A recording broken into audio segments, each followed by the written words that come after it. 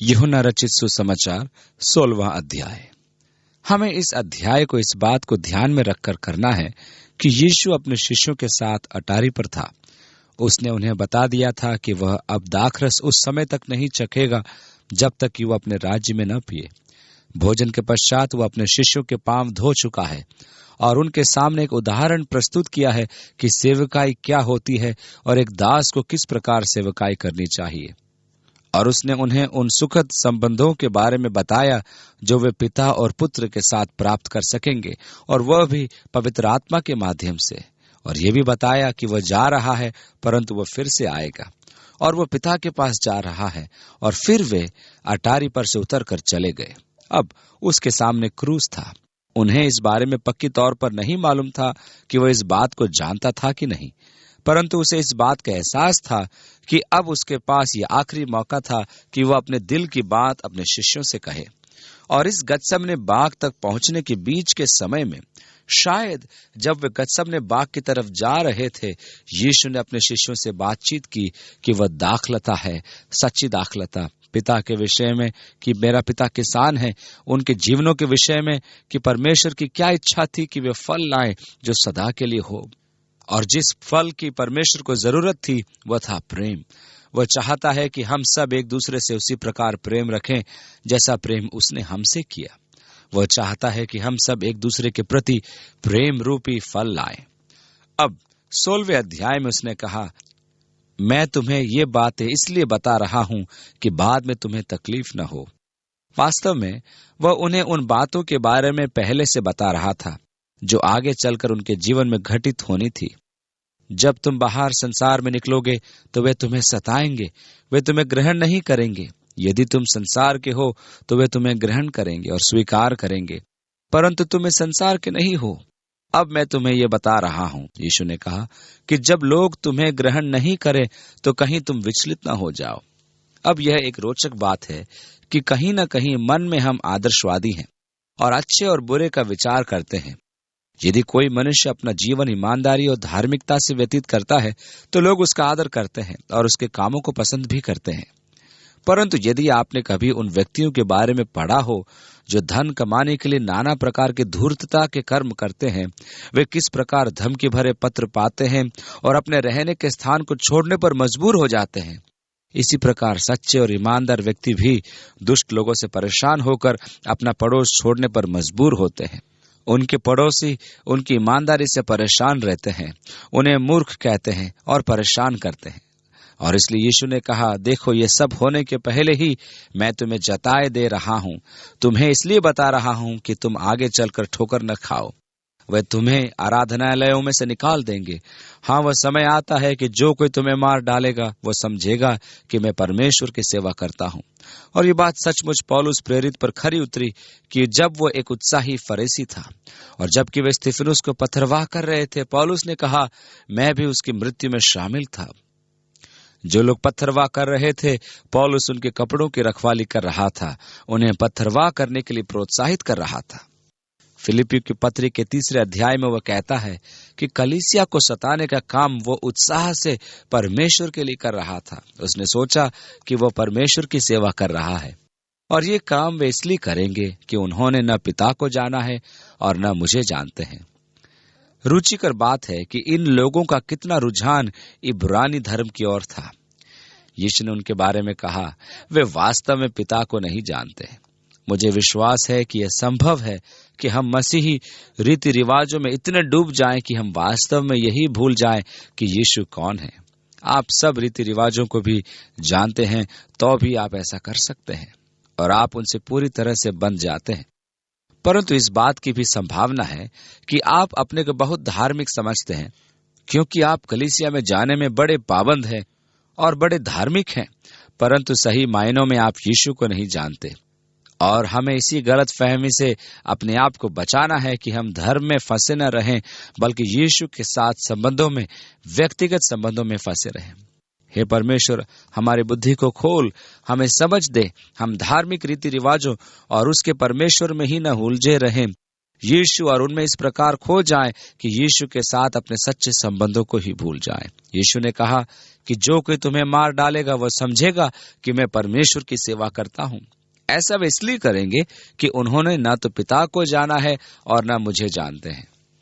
परंतु ये बातें मैंने इसलिए तुमसे कही कि जब समय आए तो तुमको याद आएगा कि इन्हें मैंने तुम्हें पहले से बता दिया था। और इन बातों को पहले इसलिए नहीं बताया क्योंकि मैं तुम्हारे साथ था। मैं तुम्हारा बचाव करने के लिए, उनकी हर बातों को झेलने और उनके हर आरोपों का उत्तर देने के लिए मैं तुम्हारे साथ था। मैंने इसलिए तुम्हें पहले नहीं बताया क्योंकि तुम्हारे पास मैं था, परंतु अब मैं जा रहा हूं। अब तुम्हें स्वतः ही अपने को संभालना है। वे तुम्हें सताएंगे क्योंकि जो काम तुम मेरे नाम से करोगे उन्हीं की वजह से तुम्हारे ऊपर सताव आएंगे। और सचमुच जब हम पवित्र शास्त्र में से प्रेरितों के काम नाम पुस्तक को पढ़ते हैं तो पाते हैं कि वास्तव में उनके साथ ऐसा ही हुआ। यीशु मसीह के नाम के खातिर उनको सताया गया। उसके नाम से सेवकाई करने के कारण उन्हें बड़ी बड़ी यातनाएं झेलनी पड़ी। परंतु अब मैं उसके पास जा रहा हूं जिसने मुझे भेजा है। मैं पिता के पास वापस जा रहा हूं और तुम में से किसी ने मुझे नहीं पूछा तू कहां जाता है। 14वें अध्याय में यीशु ने अपने शिष्यों से कहा था, मैं जा रहा हूं और यदि मैं जाता हूं तो मैं फिर आऊंगा और तुम्हें अपने साथ ले जाऊंगा ताकि जहां मैं रहूं वहां तुम भी रहो। और जहां मैं जाता हूं तुम जानते हो और वहां का मार्ग जानते हो। और थोमा ने उससे कहा, हे प्रभु, हम नहीं जानते कि तू कहां जा रहा है, तो मार्ग कैसे जाने। उसने ये नहीं कहा तू कहां जाता है, उसने केवल इतना कहा, प्रभु हम नहीं जानते कि तू कहां जाता है, तो मार्ग कैसे जानेंगे। किसी ने नहीं पूछा, प्रभु तू कहां जाता है। वह कहता है मैं जा रहा हूं, परंतु उन्होंने ये नहीं कहा तू कहां जाता है। और उसने कहा, परंतु मैंने जो ये बातें तुमसे कही हैं इसलिए तुम्हारा मन शोक से भर गया है। अब मैंने कहा मैं जा रहा हूं और तुम्हारा मन शोक से भर गया, परंतु तुमने ये नहीं पूछा तू कहां जा रहा है। यदि उन्होंने पूछा होता तू कहां जा रहा है और वे जानते थे कि वह पिता के पास जा रहा है, और बेशक यहाँ 17वें अध्याय में दर्शाया गया है, तो उन्हें उसके जाने का अफसोस न होता। सत्य तो यह है कि वे उसकी वजह से खुश थे, यद्यपि उसके न रहने से उन्हें अवश्य ही दुख होता। तो भी मैं तुमसे सच कहता हूं कि मेरा जाना तुम्हारे लिए अच्छा है, क्योंकि यदि मैं न जाऊं तो वह सहायक तुम्हारे पास न आएगा, परंतु यदि मैं जाऊंगा तो उसे तुम्हारे पास भेजूंगा।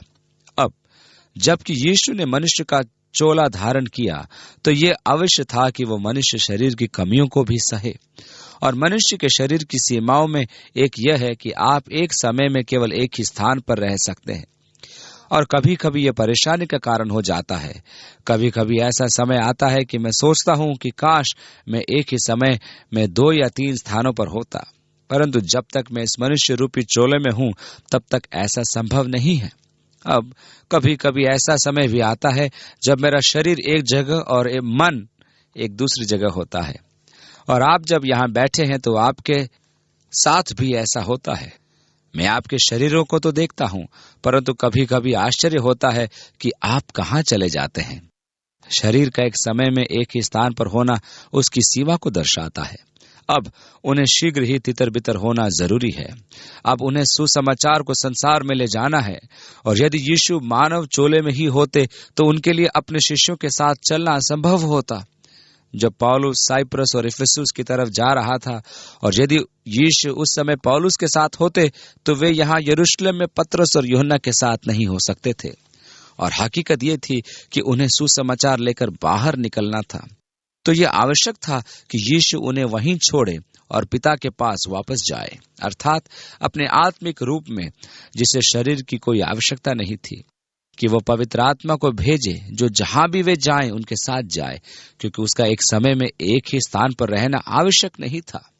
और अब यीशु अपने आत्मिक रूप में कहीं भी जाने के लिए स्वतंत्र था, इसलिए उसने अपने शिष्यों से कहा, देखो मैं सदा लों तुम्हारे साथ हूं, यहां तक कि पृथ्वी के अंत तक और इस युग के अंत तक भी।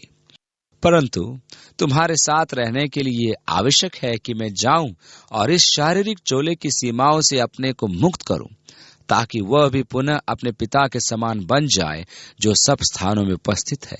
और इस प्रकार कि वह सहायक अर्थात पवित्र आत्मा यहाँ आ सके। जब मैं जाता हूँ, यीशु ने कहा, तो मैं उसे तुम्हारे पास भेज दूंगा।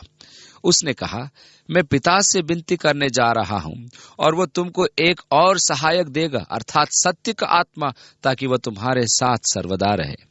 और इस प्रकार यहाँ दोबारा पवित्र आत्मा की वाचा बांधी गई। परंतु जब वह अर्थात सत्य का आत्मा आएगा तो तुम्हें सब सत्य का मार्ग बताएगा। वो आकर संसार को पाप और धार्मिकता और न्याय के विषय में निरुत्तर करेगा।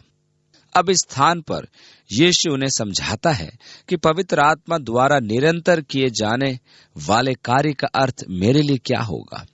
यह खुलकर समझना बड़ा रोचक होगा, क्योंकि यह केवल इतना ही नहीं होगा कि हमने पढ़ लिया कि पवित्र आत्मा ने पाप के विषय में संसार को निरुत्तर कर दिया। जब वो संसार के पाप के विषय में निरुत्तर करेगा तो वो मेरे जहन या दिमाग में वे तमाम बातें आती है जिन्हें मनुष्य करता है। मुझे ख्याल आता है हत्या का, धोखाधड़ी, झूठ बोलना और इसी प्रकार की अनेक बातें। परंतु यीशु ने पाप के विषय में कहा, क्योंकि उन्होंने मुझ पर विश्वास नहीं किया। एक रोचक बात, क्योंकि जैसा कि आप जानते हैं कि दुनिया में इससे बड़ा पाप और कोई नहीं कि कोई मनुष्य यीशु मसीह पर विश्वास न करे। मुझे इस बात की चिंता नहीं कि तुमने क्या किया, और यह जानना मेरे लिए आवश्यक भी नहीं कि तुमने क्या किया। यह तुम्हारे विकट समय में क्या क्या छुपा हुआ है। मैं तो केवल एक बात जानता हूं कि यीशु मसीह जो परमेश्वर का पुत्र है, उसका लहू मनुष्य को उसके सारे पापों से शुद्ध करता है, चाहे वे किसी भी प्रकार के हों। केवल एक ही पाप है जो मनुष्य को जब वह न्याय के सिंहासन के सामने खड़ा होगा दोषी ठहराता है, और वह पाप है यीशु मसीह पर विश्वास न करना। यीशु ने निकोदेमुस से कहा, मैं संसार में इसलिए नहीं आया कि उस पर दोष लगाऊं, परंतु इसलिए आया कि संसार मेरे द्वारा बचाया जाए। और जो विश्वास लाएगा वह नाश न होगा, परंतु जो विश्वास नहीं करेगा वह दोषी ठहर चुका है। इसलिए नहीं कि वह धोखेबाज है या चोर है या व्यभिचारी है या हत्यारा है, परंतु इसलिए कि उसने जीवते परमेश्वर के पुत्र यीशु मसीह पर विश्वास नहीं किया। यही वो दोष है। ज्योति संसार में आई, पर लोगों ने उसे ग्रहण नहीं किया। इसलिए एक बात जो परमेश्वर न्याय के दिन पूछेगा कि तुमने उस प्रावधान पर क्यों नहीं विश्वास किया जिसे मैंने तुम्हारे छुटकारे के लिए संसार में भेजा था और माध्यम यीशु मसीह बना था। वह धार्मिकता की गवाही देगा। अब मुझे ऐसा लगेगा कि धार्मिकता की गवाही यह कह रही होगी कि मनुष्य को इस प्रकार चलना चाहिए। तुम्हें प्रेम में चलना चाहिए, तुम्हें सच्चाई में चलना चाहिए, तुम्हें अनुग्रह में चलना चाहिए, तुम्हें ईमानदारी से चलना चाहिए, और इसी प्रकार की बातें जो सही मार्ग बताएं और एक दूसरे के साथ सही संबंध रखना, धार्मिकता की गवाही देना या उसका तिरस्कार करना। परंतु यीशु ने कहा, धार्मिकता के विषय में इसलिए कि मैं पिता के पास जाता हूं और तुम मुझे फिर न देखोगे। ये एक दिलचस्प बात है। इन बातों से यीशु के कहने का अर्थ है कि हम लोगों ने धार्मिकता के अलग अलग मापदंड बना रखे हैं। यहाँ तक कि कलीसिया में भी धार्मिकता के अलग अलग मापदंड हैं। कुछ कलीसियाओं में स्त्रियों का श्रृंगार करना अधर्म माना जाता है। मुझे खुशी है कि मैं उन कलीसियाओं से संबंधित नहीं हूँ। ओह, उस पुरुष ने तो बहुत चमकदार कपड़े पहने हुए हैं। परंतु उनकी कोशिश रहती है कि स्त्रियां अनाकर्षक कपड़े पहने और अपने बालों को सीधे साधे ढंग से बनाएं, और यही उनके लिए धार्मिकता है। मेरे लिए यह अत्यंत रोचक बात है। यहाँ अमेरिका में कुल मिलाकर कलीसियाएं किसी प्रकार के मद्यपान के विरुद्ध है। मेरी व्यक्तिगत राय भी यही है। परंतु स्वीडन देश के मसीही बियर पीने में किसी प्रकार का दोष नहीं पाते। और जब हम स्वीडन में थे और रात्रि भोजन के लिए बाहर गए थे, तो हमारे साथ के सेवक लोग हमेशा कहते थे, क्या आप बियर लेना पसंद करेंगे? और यह सुनकर मुझे हमेशा झटका लगता था। और उनमें से कुछ लोगों को यह सुनकर बड़ा झटका लगता था कि मेरी पत्नी कॉफी पीती थी। ओ मेरे भाई, हम आपके लिए प्रार्थना करेंगे। कितनी बुरी बात है कि आपकी पत्नी कॉफी पीती है, जबकि वे अपने बियर पी रहे थे। अतः इस प्रकार धार्मिकता के विभिन्न मापदंड हैं जो प्राय सांस्कृतिक आधार पर होते हैं। जब मैं किसी धार्मिक मापदंड के विषय में विचार करता हूं, तो मैं अपने चारों ओर देखता हूं और मन में कहता हूं, अरे मैं उससे ज्यादा अच्छा हूं। उसके स्थान पर मैं होता तो ऐसा काम नहीं करता। और दूसरों की गलतियों को देखते रहने के कारण मैं स्वयं को बहुत सभ्य और धार्मिक समझने लगता हूँ। हे पिता, मैं आपको धन्यवाद देता हूँ कि मैं अन्य व्यक्तियों के समान नहीं हूँ, क्योंकि मैं वह सब नहीं करता जो वे करते हैं, और प्रभु मैं तो ऐसा करता हूँ। परंतु यीशु ने कहा, तुम जब अपना मिलान दूसरों से करते हो तो यही तुम्हारी बड़ी गलती है, क्योंकि मैं इस बात की परवाह नहीं करता कि तुम कितने साफ हो या मैं कितना हूँ, जब तक कि हमारी पवित्रता या धार्मिकता उन फरीसियों से अधिक न हो जो दिखावे के काम करते हैं, हम स्वर्ग के राज्य में प्रवेश नहीं करेंगे। और जहां तक बाहरी पवित्रता या धार्मिकता का प्रश्न है, या व्यवस्था के अनुसार धार्मिकता का प्रश्न है, वे एक दूसरे से कोसों दूर है, जिसकी हमने कभी कल्पना की हो। उन्होंने अपने जीवन भर यही कोशिश की कि व्यवस्था के बारीक से बारीक नियमों का पालन करें, उनका अर्थ समझें और उनका पालन करें। और पौलुस प्रेरित स्वयं अपने अनुभवों की गवाही धार्मिकता के विषय में देते हुए यूं कहता है, जो व्यवस्था के अंतर्गत है। उसने कहा, मैं दोष रहित था। यद्यपि यीशु ने कहा, जब तक तुम्हारी धार्मिकता दिखावा करने वालों से बढ़कर न हो, तब तक तुम स्वर्ग के राज्य में प्रवेश नहीं कर सकते। क्या आप नहीं जानते कि इस बात को सुनकर चेलों के होश उड़ गए होंगे और शायद वे ये सोचने पर मजबूर हो गए होंगे, उफ, ऐसी धार्मिकता का क्या लाभ। आओ हम फिर से मछली पकड़ने का कार्य करें। ये सब तो हम नहीं कर पाएंगे, मुझसे तो नहीं होगा। यीशु ने अपने कथन को समाप्त करते हुए कहा, यदि तुम सोचते हो कि यह कठिन है, तुम सिद्ध बनो जैसा कि तुम्हारा स्वर्गीय पिता सिद्ध है। यहीं तो मैं मार खा जाता हूँ। मैं किसी भी रीति से स्वीकार नहीं कर सकता कि मैं सिद्ध हूँ, और मेरी पत्नी इस बात की गवाह है। अब यदि धार्मिकता को दिखावा करने वालों से ज्यादा होना है, यदि मेरे चारों ओर के लोगों से मेरा स्तर ऊंचा नहीं है, तो वो कौन सा स्तर है जो परमेश्वर को स्वीकार्य है? वह कट्टरपंथियों के स्तर को तो स्वीकार नहीं करेगा, तो वो कौन सा स्तर स्वीकार करेगा? और यीशु ने कहा, पवित्र आत्मा संसार की धार्मिकता को ग्रहण नहीं करेगा, क्योंकि मैं पिता के पास जाता हूँ। जब यीशु स्वर्ग में पिता के पास ऊपर जा रहा है, तो पवित्र आत्मा उसके विषय में गवाही देता है कि यही वह धार्मिकता है जिसे परमेश्वर स्वीकार करेगा या कर सकता है। इसलिए जो धार्मिकता दिखावा करने वालों से बढ़कर हो, वही यीशु मसीह की दृष्टि में धार्मिकता है, जो हमें उसमें विश्वास रखने के कारण मिलती है। और जब पौलुस ने धार्मिकता के बारे में बात की कि व्यवस्था निर्दोष है, तब उसने कहा, फिर भी उन चीजों के विषय में जो मेरे लिए लाभकारी हैं, फरीसी होने के नाते मेरी धार्मिकता जो दोष रहित थी, वे चीजें जो मेरे लिए लाभदायक थी, मैंने यीशु को पाने के बाद उन्हें निकम्मा जाना, जिसके लिए मैंने हानि उठाई, और उन्हें निर्मल जाना ताकि मैं उसे प्राप्त कर सकूं और उसमें पाया जाऊं। मेरी अपनी धार्मिकता नहीं जो व्यवस्था की है, परंतु वह धार्मिकता जो विश्वास के द्वारा यीशु की है। वह धार्मिकता जो फरीसियों की धार्मिकता से अधिक है, और वह धार्मिकता जो परमेश्वर को स्वीकार्य है।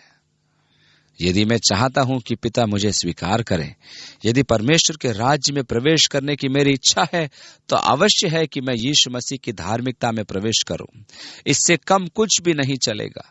अब वह नैतिक शास्त्रियों के लिए हमेशा के लिए कहता कि चाहे कितने भी नैतिक, ईमानदार, अच्छे मनुष्य, लाभकारी, दयावान हो, आप अपनी सामर्थ से कुछ भी नहीं कर सकते। हम सभी को यीशु मसीह की आवश्यकता है। हम सभी को आवश्यक है कि हम उसमें विश्वास करें, क्योंकि उसमें विश्वास करने के द्वारा ही मुझे मेरे पापों से क्षमा मिल सकती है अथवा मिलती है। अब मैं दोषी नहीं रहा। उसमें विश्वास करने के द्वारा यीशु की धार्मिकता मुझ में समा गई है। और न्याय के विषय में यीशु ने कहा, अब प्रकाशित वाक्य की पुस्तक में मैं पढ़ता हूं कि वहां एक बड़ा श्वेत न्याय का सिंहासन है, जिस सिंहासन पर बैठकर परमेश्वर संसार का न्याय करता है। और संसार के छोटे बड़े राष्ट्र उसके सामने खड़े होंगे, और मृत्यु और अधोलोक अपने अपने मृतकों को दे देंगे जो उनमें हैं, और समुद्र भी अपने मृतकों को जो उनमें है दे देंगे। और तमाम छोटे बड़े परमेश्वर के सामने खड़े होंगे, ताकि पुस्तकों में लिखी गई बातों के आधार पर उनका न्याय हो। जिस किसी का नाम जीवन की पुस्तक में लिखा हुआ नहीं पाया जाएगा, उसे आग की जलती हुई झील में डाला जाएगा, और यह उसकी मृत्यु होगी। यह वह न्याय नहीं है जिसकी गवाही आत्मा दे रही है। एक और न्याय होना है। यीशु का भी एक न्याय का सिंहासन है जिसके सामने प्रत्येक मसीही को खड़े होकर प्रत्येक उन कामों का हिसाब चुकाना पड़ेगा जबकि वे शरीर धारण किए हुए थे, चाहे वे काम बुरे हों अथवा अच्छे। जहां हमारे कामों की अग्नि परीक्षा होगी और जो बच जाएंगे उनके लिए इनाम मिलेगा कि मालूम हो कि हमने अपने जीवन में किस प्रकार के कार्य किए और उन कार्यों के पीछे हमारा मकसद क्या था, इसकी भी जांच होगी। यीशु ने कहा, चौकस रहो कि कहीं तुम्हारी धार्मिकता के काम मनुष्य को दिखाने के लिए न हो, क्योंकि मैं तुमसे कहता हूं कि जो ऐसा करते हैं वे अपना प्रतिफल पा चुके। यदि तुम केवल दिखाने के लिए कर रहे हो कि लोग देखें और कहे, ओहो वह कितना बढ़िया मनुष्य है, वह कितना अद्भुत है, कितना अच्छा है, और अगर तुम्हारा अभिप्राय यही था तो उस समय लोगों ने जो तुम्हारी पीठ थपथपाई थी या तालियां बजाई थी वही तुम्हारा अंतिम इनाम रहेगा जो तुम्हें मिलना था। हमें अपने धार्मिक कार्य परमेश्वर के सामने इस प्रकार करने हैं कि लोगों का ध्यान हमारी तरफ न जाए। तुम्हारा उज्याला लोगों के सामने इस प्रकार चमके कि वे तुम्हारे भले कामों को देखकर तुम्हारे पिता की जो स्वर्ग में निवास करता है बड़ाई करें। और इसलिए हम सब यीशु के न्याय के सिंहासन के सामने खड़े होंगे और वहां हमारी दौड़ों के मुताबिक हमें इनाम प्राप्त होगा। परंतु यह वह न्याय नहीं है जिसके विषय में पवित्र आत्मा कह रहा है। यीशु ने कहा न्याय का, क्योंकि इस संसार के राजकुमार का न्याय होता है। रोचक, वह हमारे न्याय के विषय में नहीं कह रहा बल्कि वह संसार के राजकुमार का न्याय के विषय कह रहा है। और संसार के राजकुमार का न्याय कहाँ होगा? उसका न्याय क्रूस पर हुआ। कुलुसियों की पत्री के 2 अध्याय में पौलुस हमें बताता है कि यीशु ने शैतान के तमाम शक्तियों को नाश किया। उसने शैतान की शक्तियों का क्रूस पर नाश किया और क्रूस ही के द्वारा अपनी विजय को प्रदर्शित किया। इसलिए कोई मनुष्य तुम्हारा न्याय न करे, क्योंकि संसार के राजकुमार का न्याय हो चुका है। यीशु ने क्रूस पर शैतान को हरा दिया। शैतान के पास बहुत शक्ति है। जब परमेश्वर ने संसार की रचना की और मनुष्यों को उस पर स्थापित किया तो परमेश्वर ने मनुष्य को पृथ्वी पर अधिकार दिया। परमेश्वर ने आदम से कहा, तुम्हें समुद्र की मछलियों पर, हवा के पक्षियों पर और हर चीज पर जो पृथ्वी पर रेंगती है अधिकार है, क्योंकि मैंने उसे तुम्हें दिया है। परंतु अदन की वाटिका में मनुष्य ने यह अधिकार शैतान को दे दिया। इस प्रकार मनुष्य का पृथ्वी पर से शासन समाप्त हो गया और शैतान का राज्य स्थापित हो गया। और आज हम युद्धों, बीमारियों और नाना प्रकार के कष्टों के रूप में शैतान के शासन के दुष्ट परिणामों को भुगत रहे हैं। हम प्रार्थना करते हैं कि तेरा राज्य आए, तेरी इच्छा जैसे स्वर्ग में पूरी होती है वैसी ही पृथ्वी पर भी हो, परंतु आप उसे अभी तक नहीं देख पा रहे हैं। जैसे इब्रानियों की पत्री में हम पढ़ते हैं कि परमेश्वर ने सब वस्तुएं यीशु के अधिकार में कर दी, परंतु हम ऐसा नहीं पाते। अभी भी हम संसार को परमेश्वर के विरुद्ध विद्रोह करते हुए देखते हैं और अभी तक हम इस संसार में जिसमें हम रहते हैं उस विद्रोह के फल को देखते हैं। परमेश्वर के अनुग्रह से एक दिन हम ऐसे संसार में रहेंगे जैसा कि परमेश्वर चाहता है। और पुराना नियम में उस संसार का अद्भुत चित्रण है जहां सिंह भेड़ के मेमने के साथ बैठेगा और एक छोटा बालक उनकी अगुवाई करेगा। और रेगिस्तानों में गुलाब के फूल खिलेंगे और वहां नदी नाले बहेंगे। लंगड़े खुशी से उछलेंगे और गूंगे परमेश्वर के भजन गाएंगे और अंधे हमारे प्रभु की महिमा देखेंगे। सारी शारीरिक बीमारियां जाती रहेंगी और हर चीज नई हो जाएगी। न कोई दुख होगा न तकलीफ। हर चीज का परमेश्वर से तालमेल होगा और तुम ऐसा संसार देखोगे जैसा कि परमेश्वर देखना चाहता था और देखना चाहता भी है। परंतु अभी तो हम संसार में परमेश्वर के प्रति विद्रोह देखते हैं और हम मनुष्य को शैतान के हाथों से तकलीफ उठाते हुए देखते हैं। बाइबल हमें बताती है कि शैतान ने उन्हें उनकी इच्छा के विरुद्ध बंधक बना लिया है। पौलुस ने कहा, हम उन्हें शैतान के चंगुल से छुड़ा सकते हैं जिससे उन्हें उनकी मर्जी के खिलाफ बंधक बना रखा है। पौलुस हमें बताता है कि संसार के ईश्वर ने उनकी आंखें अंधी कर दी हैं, इसलिए वे सच्चाई नहीं देख सकते हैं। आज भी संसार में ऐसे बहुत से लोग हैं जो सच्चाई को नहीं देख पा रहे हैं। वे शैतानी शक्तियों से बंधे हुए हैं। उसने उन्हें अंधा कर रखा है। आज हम लोगों को भ्रष्टाचार के तथा पाप के बंधन में बंधे हुए पाते हैं। हम देखते हैं कि शैतान ने अपनी शक्ति से मनुष्य को फंसा रखा है और मनुष्य व्यर्थ ही में हाथ पैर मार के उसके संबंध से मुक्त होने का प्रयास करता है। अब पवित्र आत्मा पाप के विषय संसार को, धार्मिकता को और न्याय की निंदा करता है, क्योंकि इस संसार के राजकुमार को जांचा गया है। इसका अर्थ यह है कि तुम्हें शैतान अर्थात पाप के चंगुल में रहना जरूरी नहीं है। तुम्हें भ्रष्टाचार का बंधक नहीं बनना है, परंतु यीशु मसीह के क्रूस के द्वारा, उस विजय के द्वारा जो उसने क्रूस के ऊपर से शैतान पर पाई, वह विजय आपकी विजय भी बन सकती है। और यीशु मसीह की शक्ति के द्वारा आप संसार पर पूर्ण रूप से विजय प्राप्त कर सकते हैं। सांसारिक अभिलाषाओं और शैतान पर भी विजय प्राप्त कर सकते हैं। आपको उसके अधिकार में रहने की आवश्यकता नहीं है। वास्तव में आज जो शैतान की शक्ति है वह जबरदस्ती हासिल की हुई है। वास्तव में उसका कोई अधिकार नहीं है। वह आज भी अनाधिकार कोशिश करता रहता है। आपको याद होगा कि जब परमेश्वर ने शाऊल की अनाज्ञाकारिता की वजह से उसे इजराइल का राजा स्वीकार नहीं किया, तो उस समय परमेश्वर ने शमूएल से कहा, तू शाऊल के लिए कब तक शोक में डूबा रहेगा? अपने सींग में तेल भरकर चल और यिशै के पास जा और उसके पुत्रों में से एक को राजा होने के लिए अभिषेक कर। इसलिए शमूएल शाऊल के भय से भयभीत होता हुआ यिशै के घर गया और उसने यिशै से कहा, क्या तुम अपने पुत्रों को मेरे सामने लाओगे? सबसे पहले पहलौठा एलियाब आया। वह अच्छा, लंबा चौड़ा, हष्ट पुष्ट जवान था और शमूएल ने सोचा, ठीक है, निश्चय ही यही वह व्यक्ति होगा जिसे परमेश्वर ने राजा बनाना चाहा। और परमेश्वर ने शमूएल से कहा, शमूएल, बाहरी सूरत शक्ल पर मत जा, क्योंकि मैं बाहरी रूप नहीं देखता हूं। वह एलियाब नहीं है। इस प्रकार एक एक करके यिशै के सारे पुत्र शमूएल के सामने से गुजरे और हर एक के लिए परमेश्वर ने ना कहा। अंत में शमूएल यिशै की तरफ मुड़ता हुआ कहता है, क्या तुम्हारा कोई और बेटा भी है? अरे हाँ, मेरा एक और पुत्र है, किंतु अभी वो बालक है और भेड़ चराने गया हुआ है। ठीक है, उसे भी यहाँ बुलाओ। और जब एक सुर्ख गालों वाला लड़का अंदर आया तो परमेश्वर ने शमूएल से कहा, यह वही है। और उसने तेल लेकर उसके सिर पर मला और इजराइल के राजा के रूप में उसका अभिषेक किया। अब जहां तक परमेश्वर का प्रश्न था, दाऊद राजा था, परमेश्वर ने उसका अभिषेक किया था, तथापि शाऊल ने इस पर विश्वास नहीं किया। और अगले कुछ अध्यायों में हम पढ़ते हैं कि शाऊल ने अपनी तरफ से भरसक कोशिश की कि दाऊद को नाश करके उस राजगद्दी पर बना रहे जिसे परमेश्वर ने उससे ले लिया था। तूने जो यहोवा की बात को तुच्छ जाना, इसलिए उसने तुझे राजा होने के लिए तुच्छ जाना है। यह बात भविष्यद्वक्ता ने उसे बताई, परंतु उसने उस गद्दी पर बने रहने के लिए हर प्रकार की कोशिश की जिसे परमेश्वर ने उससे ले लिया था। और अब ये बात हमारे जीवनों में भी लागू होती है। आप जानते हैं कि यीशु ने संसार के लिए अपने प्राण दिए, परंतु शैतान अपनी सामर्थ्य से आज भी लोगों को बंधक बनाए हुए है। परंतु वह शाऊल की तरह ही है कि जबरन अधिकार जमाए हुए है, जबकि उसके पास कोई कानूनी अधिकार नहीं है। यीशु ने उन्हें अपने लहू से खरीद लिया है और इसलिए हम शैतान के ऊपर यीशु की विजय में शामिल हो सकते हैं और उन जीवनों को भी शैतान से छीन सकते हैं जिन्हें उसने बंधक बनाकर रखा हुआ है।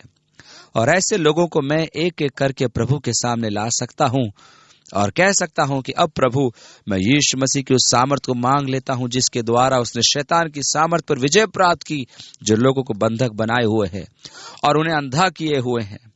प्रभु उन्हें शत्रु की बंधुआई से छुड़ाइए और उस अंधेपन से उन्हें मुक्त कीजिए। अब मैं उन्हें अपनी प्रार्थनाओं से बचा तो नहीं सकता, परंतु कम से कम उनमें इतनी जागरूकता तो ला सकता हूं कि वे अच्छाई या बुराई की पहचान करने में समर्थ हो जाएं।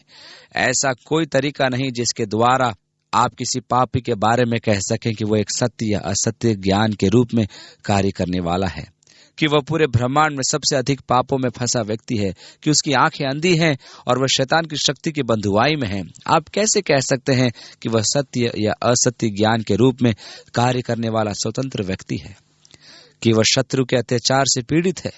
परंतु प्रार्थना के द्वारा मैं उसे इतना स्वतंत्र तो अवश्य ही कर सकता हूं कि वह अपने विवेक का प्रयोग करके अच्छे बुरे का ज्ञान प्राप्त कर सके। प्रार्थना के द्वारा मैं उस बंधन को तोड़ सकता हूं जिसमें शैतान ने उसे बांध रखा है, और प्रार्थना के द्वारा मैं उसकी आंखें खोल सकता हूं कि वह सच्चाई को पहचान सके। और उस क्षण जब उसे अच्छे और बुरे में अंतर करने का ज्ञान हो जाएगा, तो वह शैतान के किसी भी प्रकार के दबाव से अपने आप को मुक्त कर सकता है। और इस प्रकार ये प्रार्थना का ही प्रभाव है कि पापी स्वयं को शैतान के किसी भी प्रकार से मुक्त कर सकता है, क्योंकि शैतान क्रूस पर पराजित हो चुका है और अब आप पर पराजित हो चुका है।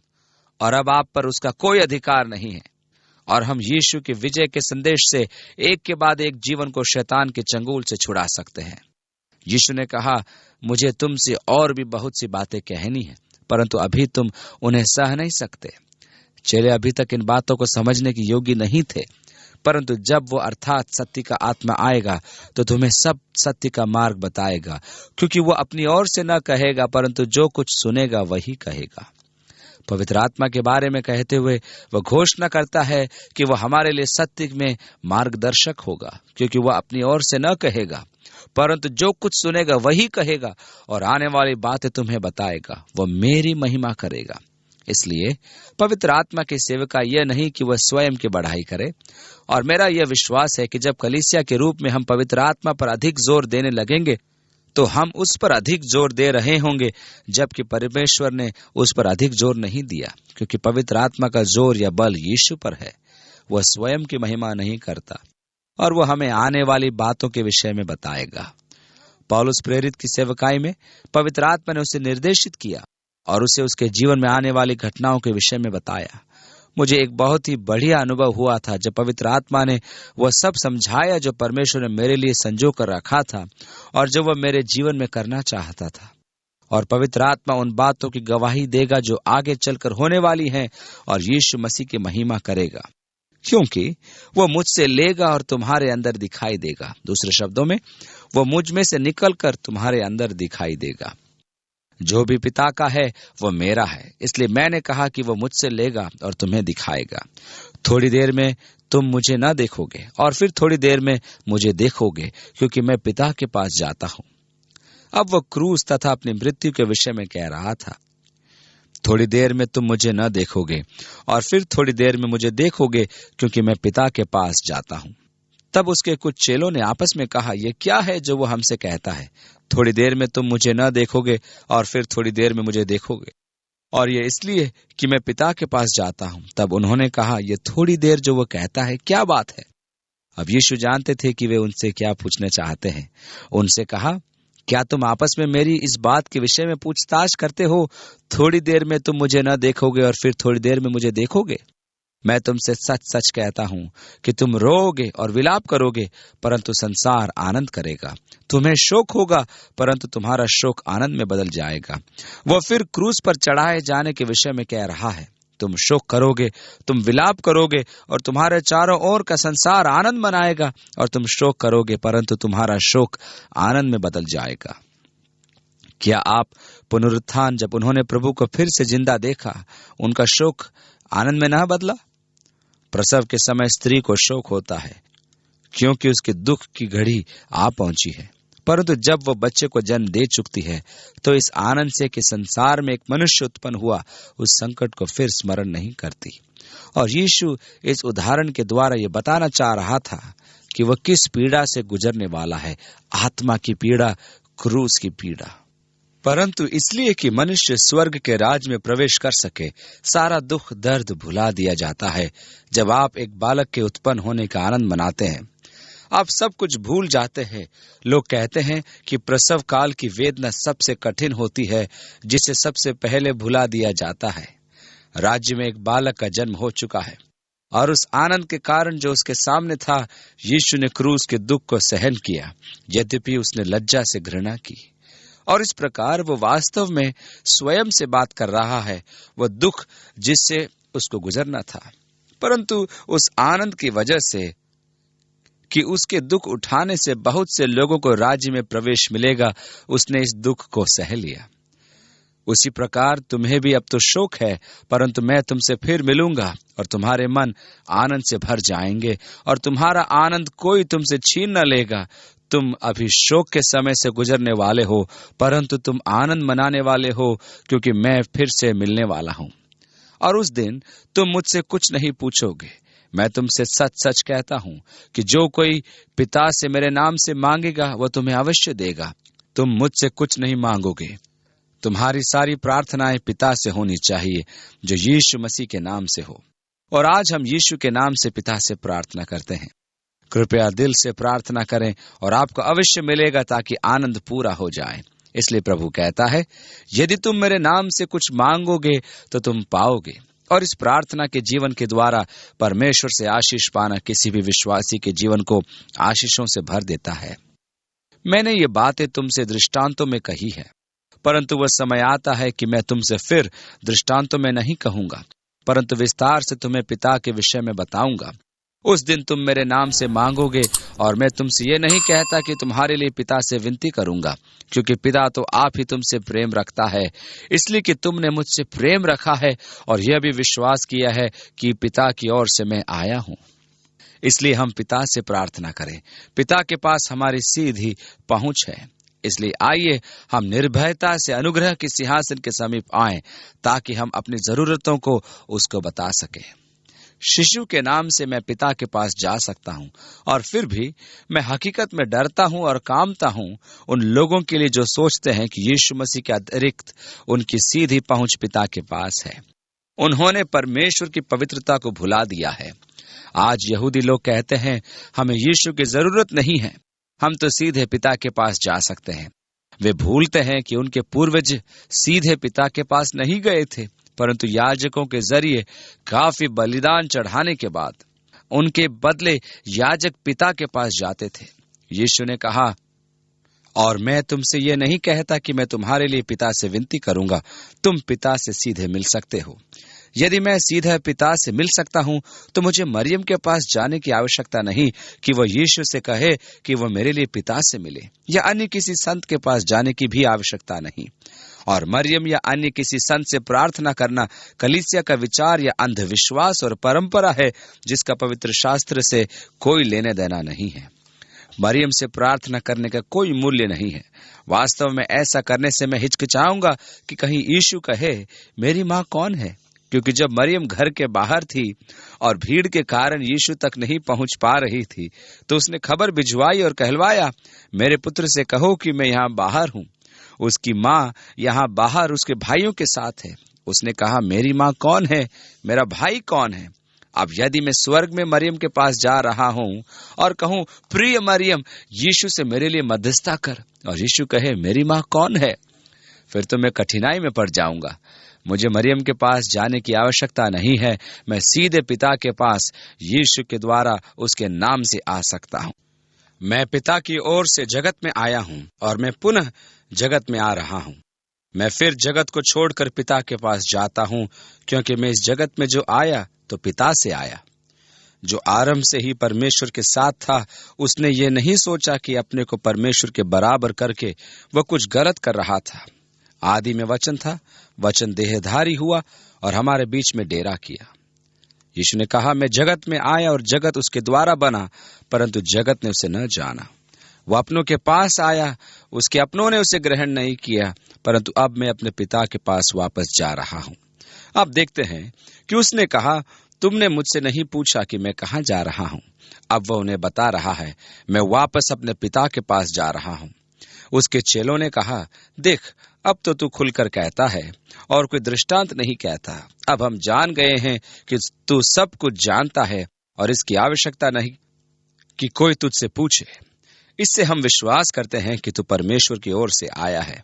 आपने देखा कि वह आपस में पूछ रहे थे, ये क्या है जो हमसे कहता है, थोड़ी देर में तुम मुझे देखोगे। और फिर आगे कहता है, क्या तुम आपस में मेरी इस बात के विषय में पूछताछ करते हो कि जब मैं ऐसा कहता हूं तो किसके बारे में बातचीत करता हूं? और उन्होंने कहा, हम नहीं जानते ये सब क्या हो रहा है, और इसकी आवश्यकता नहीं कि कोई तुझसे कुछ पूछे। यीशु ने उन्हें उत्तर दिया, क्या तुम अब विश्वास करते हो? देखो, वह घड़ी आती है, वरन आ पहुंची है, कि तुम सब तितर बितर होकर अपना अपना मार्ग लोगे और मुझे अकेला छोड़ दोगे। और यीशु ने कहा, तो अभी मैं अकेला नहीं, क्योंकि पिता मेरे साथ है। ये बातें मैंने तुम्हें इसलिए बताई ताकि तुम शांति पा सको। जगत में तुम्हारे ऊपर बहुत सताव आएगा, परंतु तुम निराश न होना, बल्कि आनंदित होना, क्योंकि मैंने जगत के ऊपर जय प्राप्त की है। और यीशु ने कहा, ये बातें मैं तुम्हें इसलिए बता रहा हूं, क्योंकि मैं चाहता हूं कि तुम्हें शांति मिले। संसार में तुम्हें सताव या क्लेश मिलेगा, अब वो यहाँ यह नहीं कह रहा कि कलीसिया एक बड़े सताव के दौर से गुजर रही है, और इस सताव में जो एक परमेश्वर का विश्वासी होने के कारण मुझे झेलना पड़ रहा है, और उस सताव में जिसे संसार परमेश्वर का विद्रोही होने के कारण अनुभव करेगा, बहुत बड़ा अंतर है।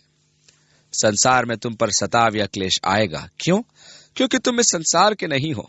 परमेश्वर का विद्रोह कहाँ से शुरू होता है? शैतान से, स्वयं संसार से। ये गड़बड़ियां कहाँ से आरंभ होती है? इनका स्रोत परमेश्वर है, जबकि वो उन लोगों का न्याय करने को आता है जिन्होंने उसके पुत्र को स्वीकार नहीं किया। इसलिए दोनों प्रकार की गड़बड़ियों में बड़ा अंतर है।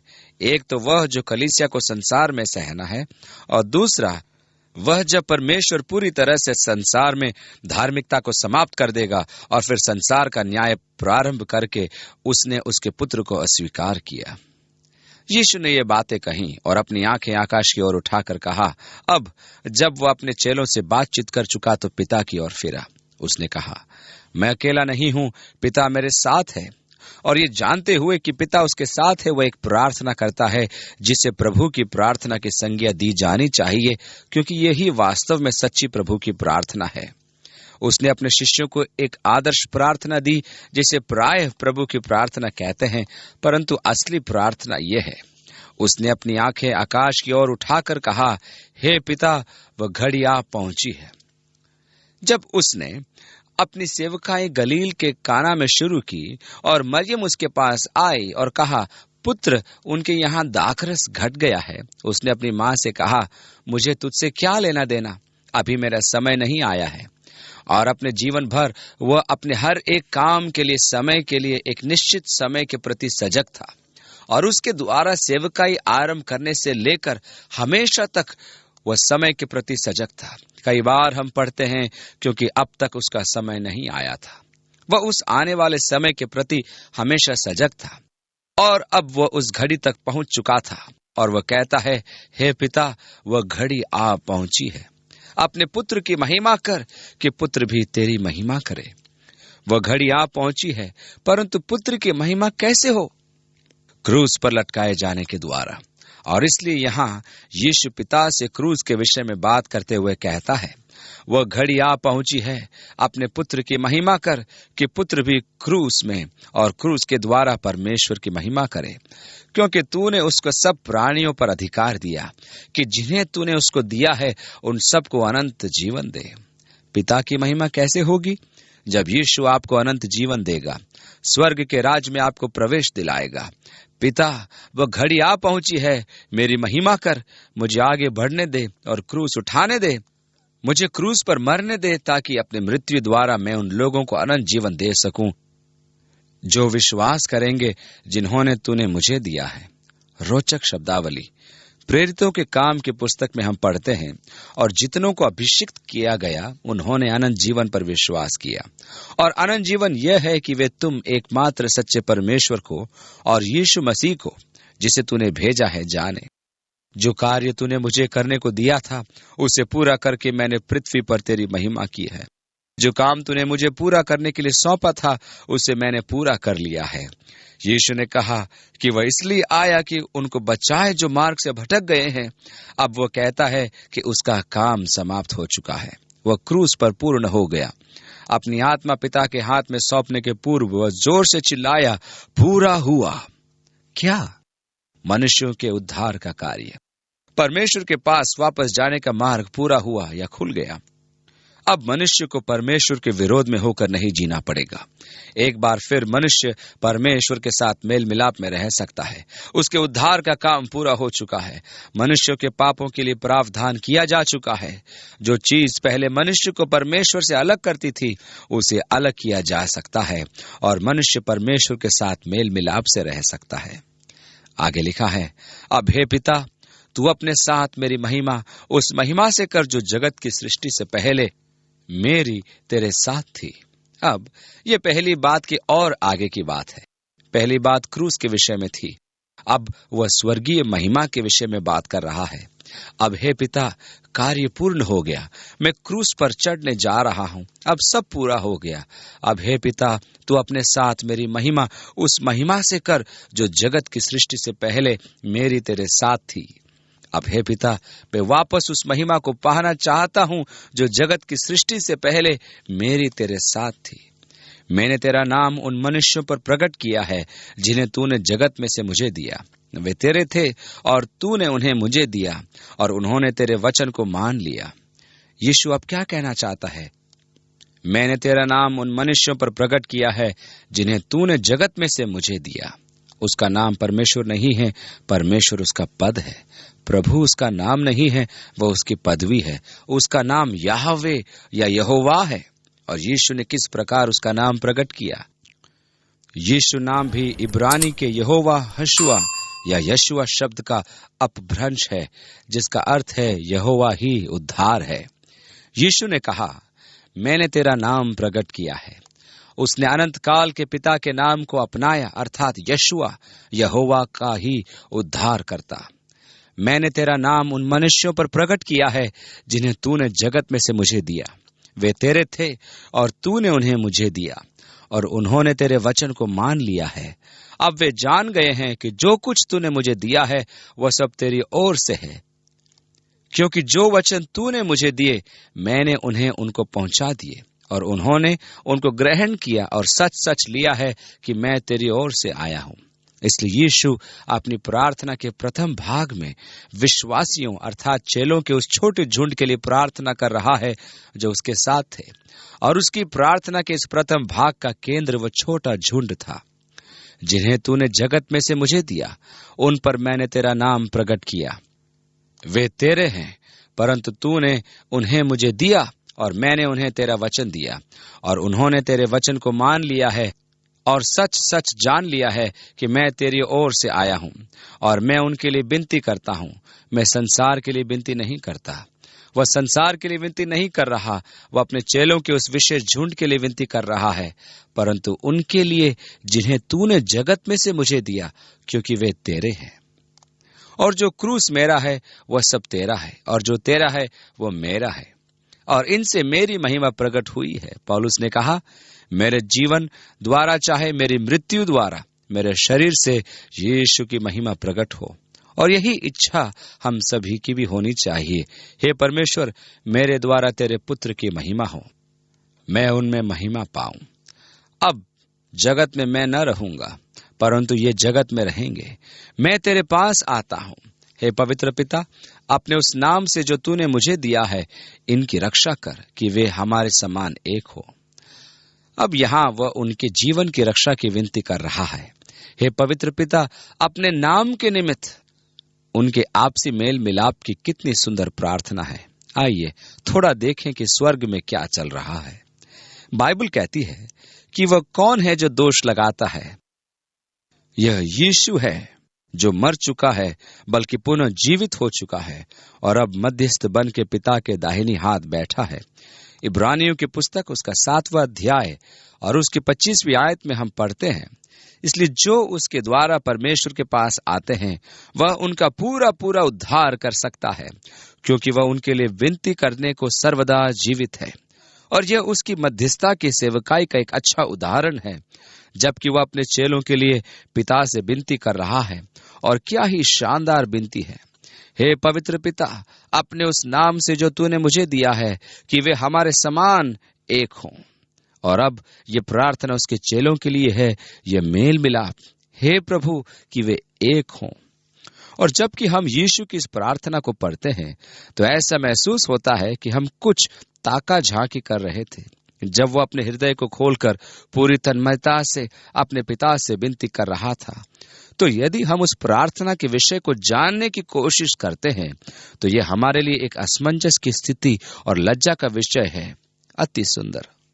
मैं यूहन्ना के 17वें अध्याय का गहन अध्ययन व चिंतन करना चाहूंगा, जबकि मैं चेलों के प्रति यीशु की सेवकाई और अपने प्रति उसकी सेवकाई के विषय में पढ़ता हूं, और उसकी यह प्रार्थना कि वे एक हो जाएं। जब मैं उनके साथ था तो मैंने तेरे उस नाम से जो तूने मुझे दिया है उनकी रक्षा की। मैंने उनकी चौकसी की और विनाश के पुत्र को छोड़ उनमें से कोई भी नष्ट नहीं हुआ, इसलिए कि पवित्र शास्त्र में जो कहा गया वो पूरा हो, मैंने उनकी रक्षा की। पिता, सबों की केवल विनाश के पुत्र को छोड़। ये एक बढ़िया पदवी है जो यहूदा इस्करियोती को दी गई। एक और जगह हम पदवी के बारे में पढ़ते हैं जो यीशु विरोधी को दी गई। यह विनाश का पुत्र कहलाता है। कुछ ऐसे लोग भी हैं जो विश्वास करते हैं कि यहूदा इस्करियोती ही यीशु विरोधी होगा। चिन्ह तो यही है कि संभव हो सकता है, और उन्होंने अपने पक्ष में बहुत जोरदार दलील दी है कि दोनों को विनाश का पुत्र कहा जाता है। मैं व्यक्तिगत रूप से विश्वास नहीं करता कि यहूदा इस्करियोती यीशु विरोधी है, परंतु संभावना तो अवश्य है, और मैं इस संभावना से इनकार भी नहीं करता। यदि आप इस विषय में हाँ कहना चाहते हैं तो मैं आपसे बहस नहीं करूंगा, क्योंकि मैं नहीं जानता हूं। मैं नहीं सोचता कि वह है या नहीं।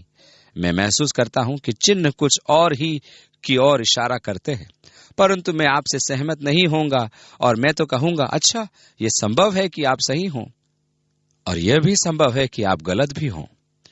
यीशु ने कहा, और अब मैं तेरे पास आता हूं और ये बातें जगत में कहता हूं कि वे मेरा आनंद अपने में पूरा पाएं। जबकि क्रूस की मृत्यु उसके सामने है, फिर भी वह यहां अपने आनंद के विषय में कह रहा है कि वे मेरा आनंद अपने में पूरा पाएं। यीशु ने कहा, मैं अपनी शांति तुम्हें देता हूं, जैसा कि संसार नहीं देता। हमें उसकी शांति प्राप्त है, हमें उसका आनंद प्राप्त है, हमें उसका प्रेम प्राप्त है। ये वो चीजें हैं जो वह हमें देता है। कोई अन्य धर्म या संप्रदाय ऐसा नहीं करता। गौतम बुद्ध ने नहीं कहा, अपना प्रेम मैं तुम्हें देता हूं, उसमें बने रहो। वे तो कह नहीं सके, परंतु यीशु ने करके दिखाया। वह कहता है, देखो, यह मेरा आनंद है जो मैं तुम में पूरा होता है। और इस प्रकार यह यीशु की शांति ही है जो हमें समझ देती है, जो हमारे हृदयों और मस्तिष्क को स्थिर रखती है। उसकी शांति, उसका प्रेम, उसका आनंद। आप समझते हैं ना कि मैं स्वयं अपने में दैवीय विचार नहीं भर सकता। परमेश्वर मुझसे चाहता है कि मैं उसी प्रकार प्रेम करूं जिस प्रकार का प्रेम उसने हमसे किया। मैं नहीं कर सकता, परंतु मैं एक माध्यम बन सकता हूं जिसमें से होकर उसका प्रेम बहे। परमेश्वर चाहता है कि उसकी शांति मुझे प्राप्त हो, परंतु मैं बौखला जाता हूं। मैं अपने को स्थिरता की स्थिति में लाने में असमर्थ हूं, परंतु कई असामान्य परिस्थितियों में मैंने यीशु मसीह की अद्भुत शांति का अनुभव किया है। अचानक ही यीशु मसीह की शांति नीचे उतरती है और मेरे हृदय और जीवन को भर देती है, और सब कुछ ठीक हो जाता है और हमारा काम बन जाता है, क्योंकि यीशु की शांति ने अभी अभी मेरे जीवन में प्रवेश किया है। और वह ऐसा आनंद है कि जिसका वर्णन नहीं किया जा सकता। परमेश्वर को कार्य करते हुए देखना कितना अद्भुत है। मेरा आनंद पूरा हुआ। आगे लिखा है, मैंने उन्हें तेरा वचन दिया और जगत ने उससे घृणा की, क्योंकि वे वचन इस जगत के नहीं हैं, जैसे मैं भी इस जगत का नहीं हूं। मैं ये विनती नहीं करता कि उन्हें उठा ले। काश कि उसने कभी कभी ऐसा किया होता। कभी कभी मैं देखता हूं कि क्या हो रहा है। हमारे देश की स्थिति बदतर होती जा रही है। टैक्स बढ़ रहे हैं, और मैं देख रहा हूं कि स्कूल और सरकार इस कोशिश में है कि लोगों का ध्यान पूरी तरह से यीशु की तरफ से हट जाए। और मैं अदालतों के फैसलों को देखता हूं, और यह कि किस प्रकार मूर्खतापूर्ण बातें हो रही है। और मैं अपना एटलस निकालता हूं और उसमें दक्षिणी प्रशांत महासागर में स्थित किसी द्वीप को खोजता हूं और कल्पना करता हूं कि मैं जहाज पर बैठकर वहां जा रहा हूं और कहता हूं कि आओ चलें। मैंने दक्षिणी प्रशांत महासागर में उस द्वीप को ढूंढ लिया है जो एक निर्जन द्वीप है, परंतु वहां काफी स्वच्छ पानी पीने के लायक है और शुद्ध और ताजा हवा है। हम वहां जाकर एक नया संसार स्थापित कर सकते हैं, एक नया समाज, और हम फिर से एक नई शुरुआत कर सकते हैं, ठीक उसी प्रकार जिस प्रकार हमारे पूर्वजों ने यहां आकर की थी।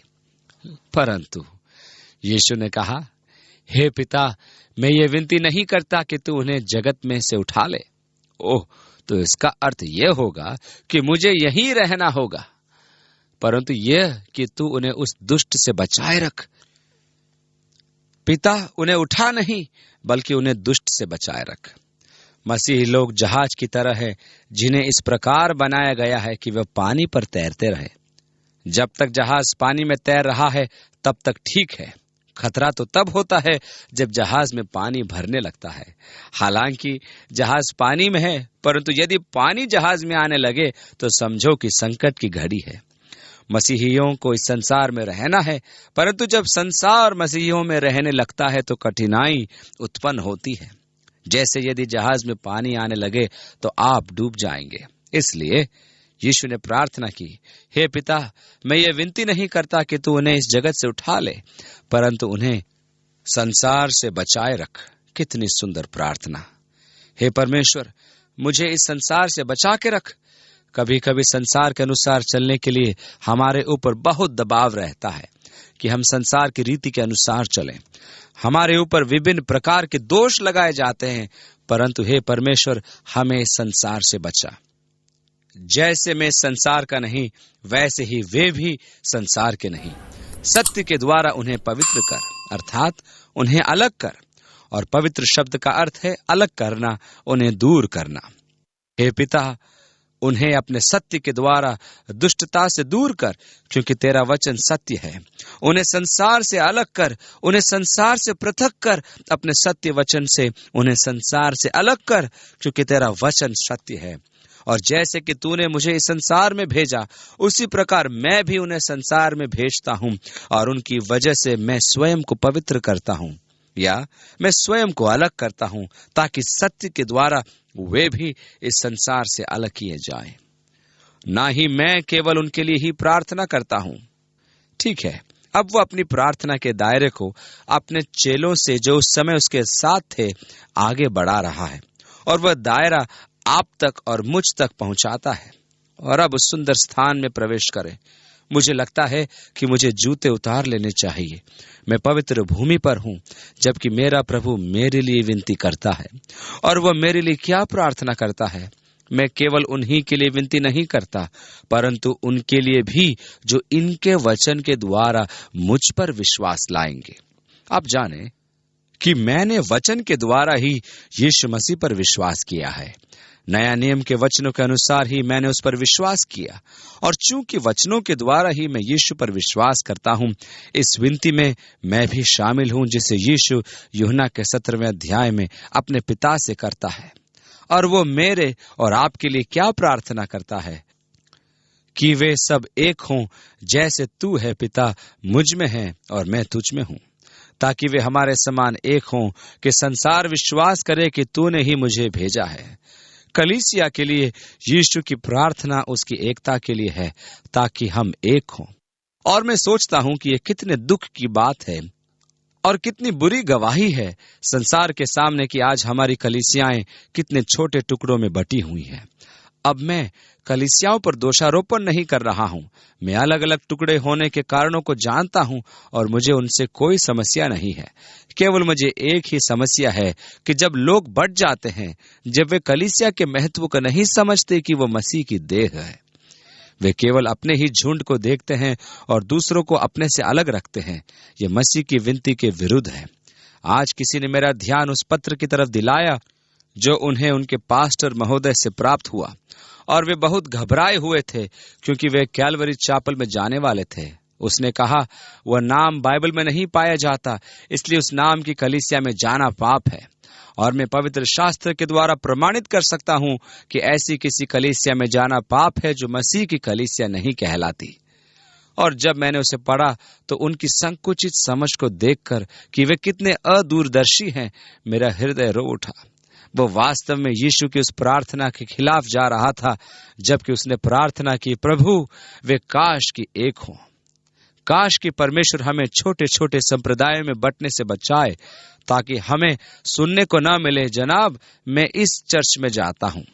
काश कि हमारी पहचान छोटे टुकड़ों अथवा विशेष रीति रिवाजों को मानने वालों के रूप में न हो, बल्कि हम गर्व से कहें कि हम मसीह की देह हैं, और कहें मैं परमेश्वर का पुत्र हूँ, मैं एक मसीही हूँ। यही मेरी सही पहचान है।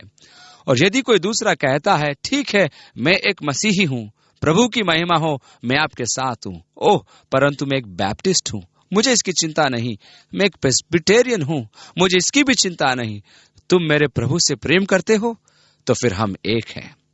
बंटवारे तो संभव है, परंतु परमेश्वर हमारी सहायता करे कि हम उसका हिस्सा न बने कि मसीह की देह बंटी हुई कहलाए।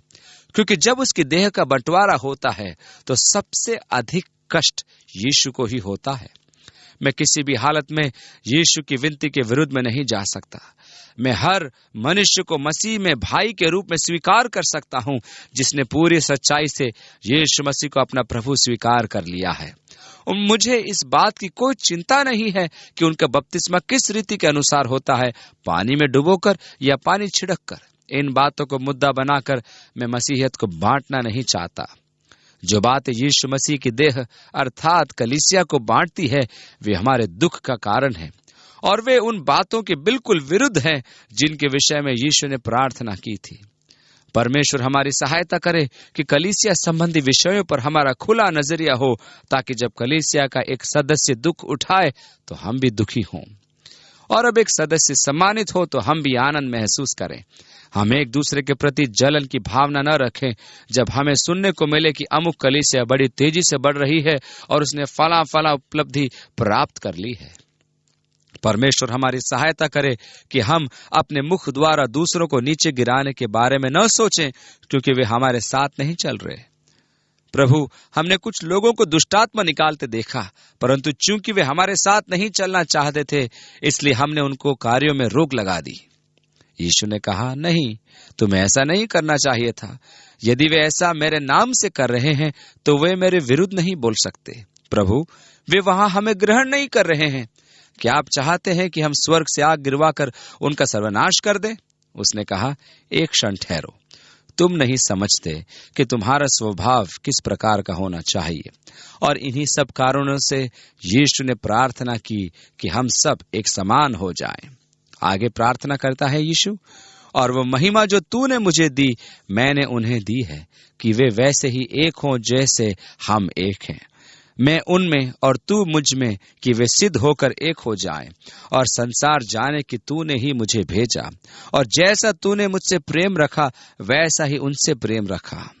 अब यीशु कह रहे हैं कि यह एकता दुनिया के सामने एक मिसाल बने, ताकि लोग जाने कि तूने ही मुझे भेजा। और मुझे यकीन है कि बहुत से ऐसे लोग हैं जो यीशु से विमुख हो गए हैं, और उसका मुख्य कारण है मसीहियत में मौजूद वह भयानक विभाजन और पार्टीवाद, जिनके चलते लोग अपने झुंड को सीमित दायरे में कैद कर लेते हैं और मसीहियत अर्थात भाईचारा और प्रेम के मार्ग में अवरोध उत्पन्न करते हैं। क्या आप जानते हैं, अरे हम तो फलाने हैं, और गैर मसीही लोग मसीहियों को आपस में लड़ते झगड़ते और एक दूसरे से प्रतिस्पर्धा करते हुए देखते हैं। वे मसीहियों की आपसी कड़वाहट को देखते हैं, और जैसा यीशु हमें देखना चाहता है, कलीसियाएं अपनी आपसी फूट के कारण यीशु की प्रार्थना की गवाह नहीं है।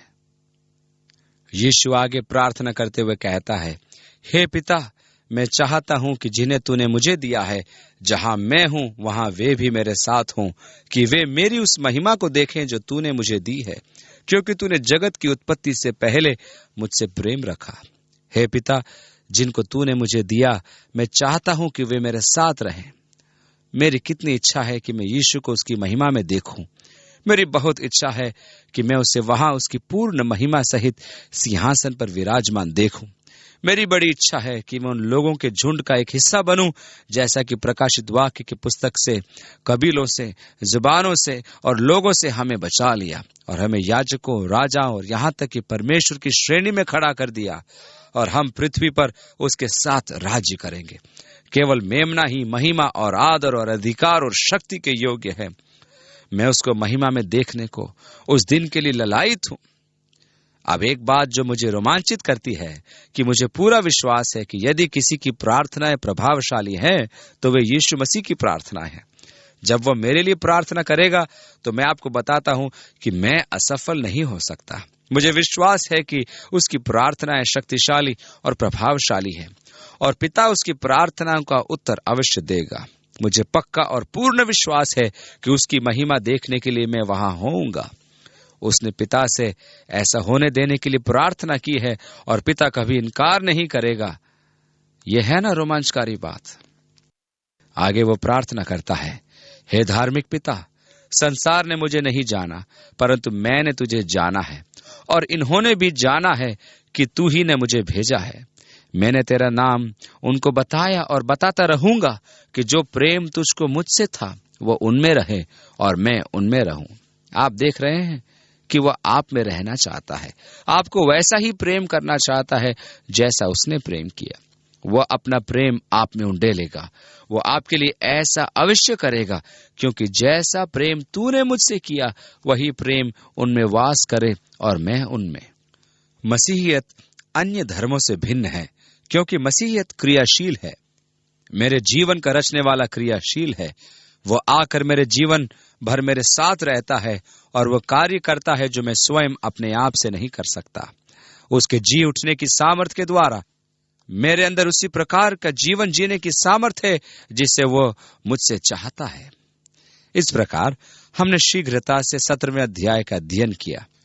मैं आपसे अनुरोध करूंगा कि इससे पहले कि हम आगे बढ़ें, आप 2 या 3 बार कम से कम इस अध्याय को अवश्य पढ़ लें। एक पद पढ़ें, रुकें, उस पर विचार करें और परमेश्वर की आत्मा को आप पर सच्चाई प्रकट करने दें। वचन को गहराई से अपने अंदर उतारें कि किस प्रकार यीशु ने आपके बदले प्रार्थना की। फिर आगे हम अध्ययन करेंगे।